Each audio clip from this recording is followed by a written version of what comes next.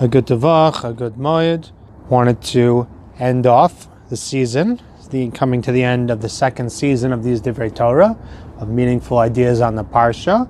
I know it's been a very good experience for me. I hope it's been a good experience for you as well. Couldn't do it without you. And I appreciate you being listeners. Just wanted to share a Divrei Torah that ties the beginning of the Torah and the end of the Torah together and talks about Hashem's Midas HaChesed and how we can tap into it. So the Gemara in Sota, Daf Yud Daled Amud Aleph tells us, Torah Rabbi Simlai. Rabbi Simlai says, Torah is Tchilas Gemilas Chesed v'Sof Gemilas Chesed. Torah begins with Chesed and ends with Chesed. It begins with Chesed. Vayas Hashem Elokim La'adam U'ishto Kasnos Or Vayalbishem. After the Chet of the Eitz Hadas, Hashem made clothing for Adam and Chava. The Torah ends with Chesed as well. Vayikbro So Bagai, that Hashem buries Moshe Rabbeinu in Gai. So the Torah is showing us that beginning and the ending is manifestations of Hashem's Chesed. The Sefer Or HaTzafon, the writings of the ideas of the Alter of Slobodka, he talks at length about the concept of Hashem's Chesed, the concept of Olam Chesed Yibana. The pasuk tells us in Tehillim that the world is built on Chesed. The whole reason Hashem created the world was a Chesed for us, and every aspect of the world is a manifestation of Hashem's Chesed. Everything that Hashem has created, everything Hashem does, is all about Chesed. The Chesed of Hashem, Moharetz, it fills the whole world.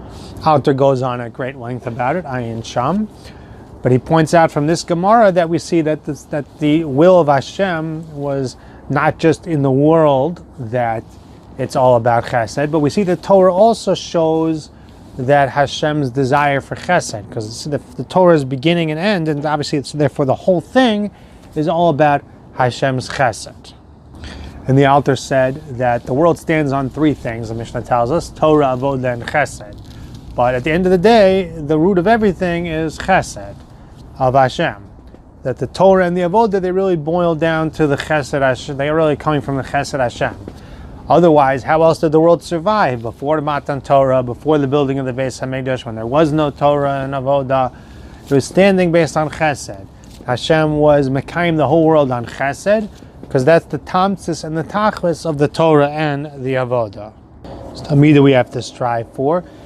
The Ramchal writes in the Derech Hashem that Hashem created the world, Lahetiv v'zuaso, and the son of Rav Chaim Volozhin writes that his father always used to say that man was created Lahetiv v'achrini, and that's the purpose of a person in this world as well. That with the mitzvahs and the Torah and the Avodas Hashem, really the foundation of what it's all about is Chesed. I wanted to shift gears just where my head is, talk about the concept of feeling Hashem's love and feeling Hashem's Chesed. And it's a very difficult thing for many, many people. I've always wondered about it. Just to give you a mashal, there's a person I'm familiar with, he's blind. He went blind when he was 20, and he goes around speaking about the challenge of being blind, how difficult it is for him. And people ask him, aren't you angry? And he says, Hashem loves me. Hashem is so good to me. Can't argue with him. Hashem loves him. Hashem is very, very good to him. And Baruch Hashem, he just at age, I believe he's about 50 now. He lost his eyesight at 20. He became a chassan. A difficult ride. But he feels Hashem's love and he feels Hashem's chesed. And there are many, many people who have a much easier life and they don't feel Hashem's love. They don't feel Hashem's chesed. What's the secret that people have that they feel it and they see it?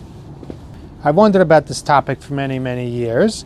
Try to read books that inspire in that direction.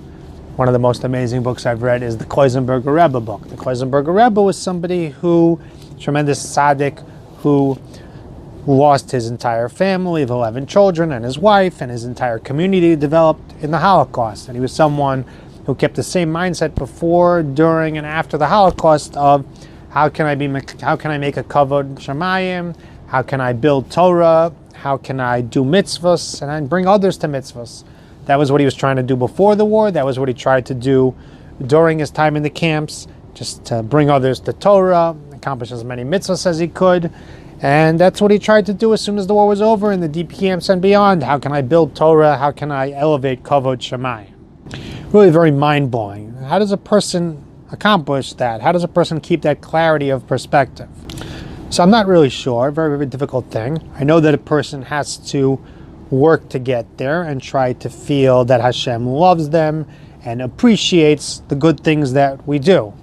That even though Hashem is going to hold us to task for the bad things that we do, and He holds us to task for not accomplishing the good things that we should have accomplished, but at the same time, every good thing we do is appreciated. He loves us even when we're not doing the right thing, and He sustains us, and He waits with racham for us even when we're not doing the good thing. And He's proud of us when we do mitzvahs and when we do the right thing.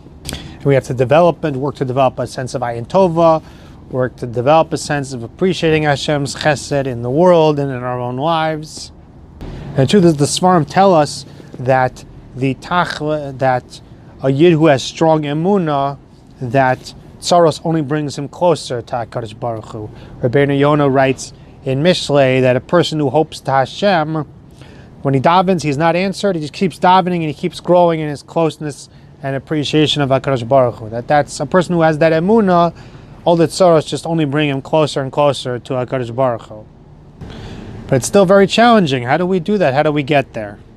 So one thing that occurred to me is just sort of that we have to. We don't really have a choice. My opinion on quitting is that the biggest problem with it is that it doesn't work. Person gets down in the dumps, gets kicked into the mud. He gives up, so he just sinks and stays in the mud, goes deeper and deeper in the mud. The only way out of the mud is to work through the mud. The only way to get through problems is to work through them. And we need to feel that we're not alone. We need to feel that we have a Hashem who loves us and who cares about us. So we really have to get there.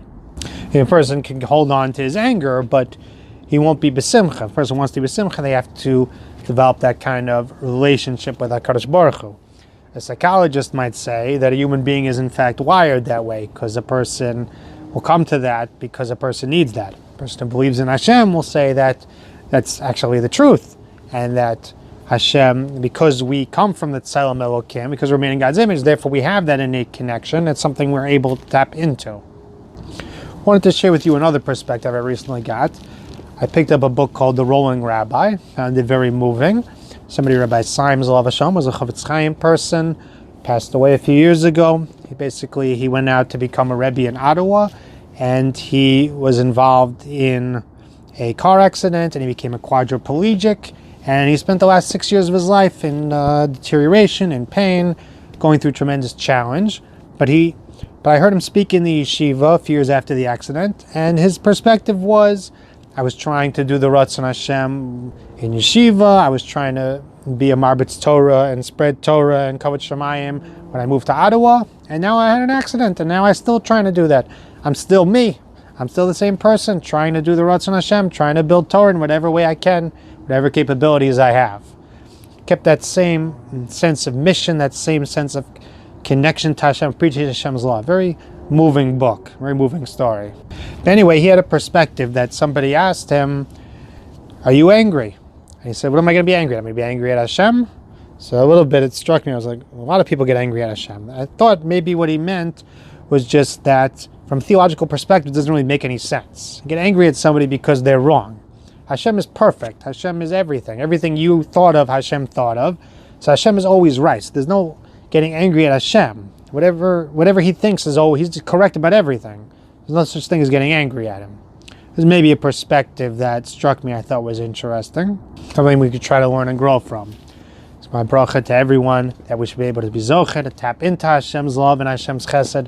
May He give us the strength to handle the vicissitudes of life and grow in our avodas Hashem. Wishing you a good Yom Tov. You can always reach out to me at meaningfulideasontheparsha@gmail.com or whatever other contact you have for me. Have a great Yom Tov, and thank you again for being a listener.